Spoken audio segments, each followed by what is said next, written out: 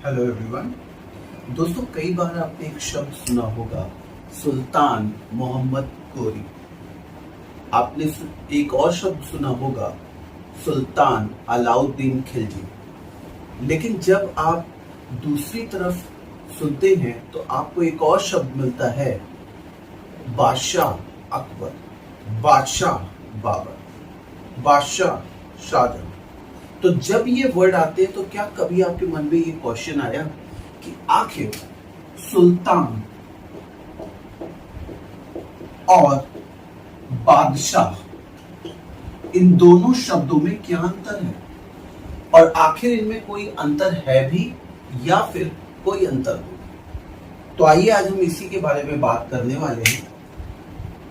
दोस्तों, जैसे अब आपने एक शब्द सुना, सुल्तान, तो सुल्तान का लिटरल मीनिंग होता है शक्ति को धारण करने वाला, शक्ति को धारण करने वाला। वही जब आप बादशाह की बात करते हैं तो बादशाह शब्द का लिटरल मीनिंग होता है, एक्चुअली ये वर्ड बादशाह ना होके है पादशाह, लेकिन बोलने के क्रम में हम इस शब्द का यूज करते हैं। इसका लिटरल मीनिंग होता है ऐसा शासक जिसे गद्दी से ना हटाया जा सके।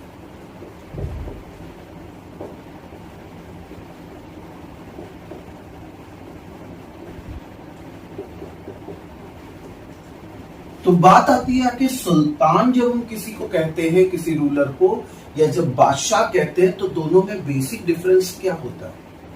फ्रेंड्स, जैसा कि आप जानते हैं कि इस्लाम जो धर्म है वो आया सबसे पहले अरब में, सऊदी अरब। जब वो धर्म आया तो उसके पहले जो रूलर रहे वो थे हमारे पैगंबर साहब, और वही इस्लाम के सबसे बड़े धर्मगुरु भी रहे, जैसा कि आप जानते हैं। आगे चलकर जब उनकी वो डेथ हो गई तो उनका जो सक्सेसर था उसे बोला गया खलीफा। तो पैगंबर साहब के सक्सेसर के लिए वर्ड यूज हुआ खलीफा।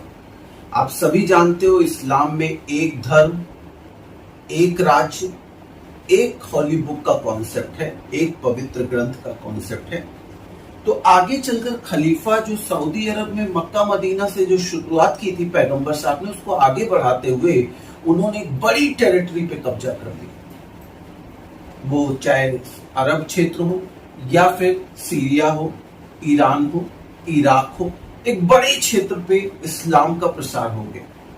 और उनका जो अब शासक था उसके लिए वर्ड यूज होता था खलीफा, जो कि उनका सबसे बड़ा धार्मिक गुरु भी होता था। अब बात यह आती है कि खलीफा को इतना बड़ा शासन लेकर चलना है, उसके लिए काम करना है, तो वो अकेले तो एक जगह पे बैठ के इतनी कंट्रीज को संभाल नहीं सकता।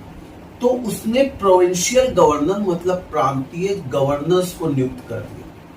कुछ समय तक तो ये सिस्टम चलता रहा, लेकिन आगे चलकर जो रीजनल या प्रोविंशियल गवर्नर्स थे वो जो है काफी एम्बिशियस होने लगे, महत्वाकांक्षी होने लगे। तो उन्होंने डिमांड की खलीफा से कि जिस क्षेत्र में हम रूल कर रहे हैं वो क्षेत्र हमें दिया जाए रूल करने के लिए। हमें सोवरीन अथॉरिटी चाहिए, हमें संप्रभुता चाहिए अपने क्षेत्र। अब क्योंकि इस्लाम में एक राज्य का कॉन्सेप्ट था, तो ऐसे में अगर उन्हें वैलिडिटी दी जाती सीधे तौर पर, उनकी संप्रभुता, उनकी सोवरेनिटी को अप्रूव कर दिया जाता, तो इस्लाम का मूल कॉन्सेप्ट दिक्कत में आ रहा था।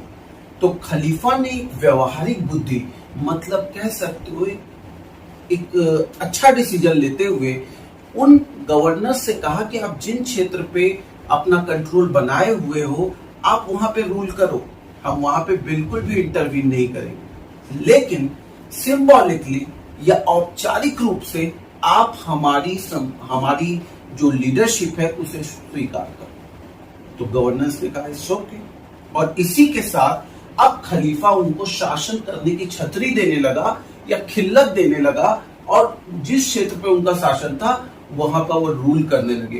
तो क्योंकि खलीफा सिंबॉलिकली ही सही उन्हें शासन करने की छतरी देता था, शक्ति देता था, तो अब जो गवर्नर था वो शक्ति को धारण करने वाला हो गया, अर्थात अब वह सुल्तान के नाम से जाना जाने लगा। तो आई गेस अब आप समझ गए होंगे कि जिस रूलर को सुल्तान कहा जाए उसका क्या मतलब है।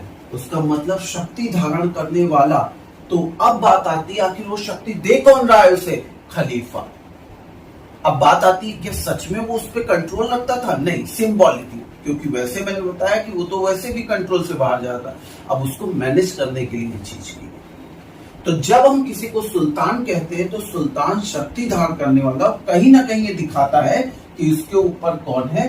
खलीफा है, जो मुस्लिम्स का या इस्लामिक वर्ल्ड का सबसे पावरफुल व्यक्ति है, जो एक रूलर भी है और इस्लामिक वर्ल्ड का सबसे बड़ा धर्मगुरु भी है। आई होप कि आपको ये बात क्लियर है। अब आगे चलकर जब मुगल्स आए तो मुगल्स में आप जानते हो founder of Mughal empire in India was Babur. Babur ने भारत में मुगल वंश की स्थापना की। और जब बाबर ने मुगल वंश की स्थापना की उससे पहले ही उसने एक शब्द चुना अपने को, कह सकते हो कि उसके नाम के लिए, किंगशिप के लिए, और उसका वर्ड था पादशाह। पादशाह मतलब ऐसा शासक जिसे गद्दी से हटाया ना जा सके। मतलब वो अपने आप में सॉवरिन अथॉरिटी रखता था। एक तरह से यहीं से बादशाह वर्ड आया और आगे चलकर मुगल रूलर्स ने इसी शब्द का प्रयोग किया। तो ये क्या दिखाता है कि ये अपने ऊपर खलीफा को नहीं मानते थे, बल्कि ये कहीं ना कहीं खुद को खलीफा के पैरेलल मानते थे।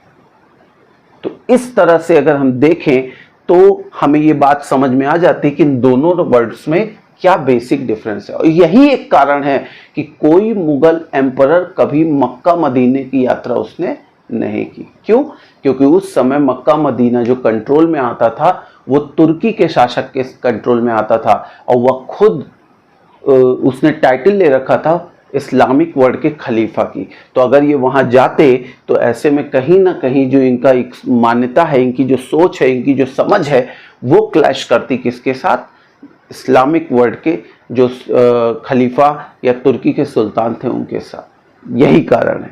तो कभी मुगल बादशाह मक्का मदीना नहीं गए, जबकि ये इस्लाम को मानने वाले थे, मुसलमान थे, तुर्की मुसलमान थे। तो इस तरह से हम इन चीज़ों को देखते हैं। तो आई होप ये सेशन आपके लिए काफ़ी इंपॉर्टेंट रहा होगा। आपने एक महत्वपूर्ण जो शब्द है उसके बीच क्या डिफरेंस है, उसका एक्चुअल मीनिंग क्या है, उसे समझा होगा। जल्दी मिलते हैं दूसरे वीडियो में। Thank you so much everyone.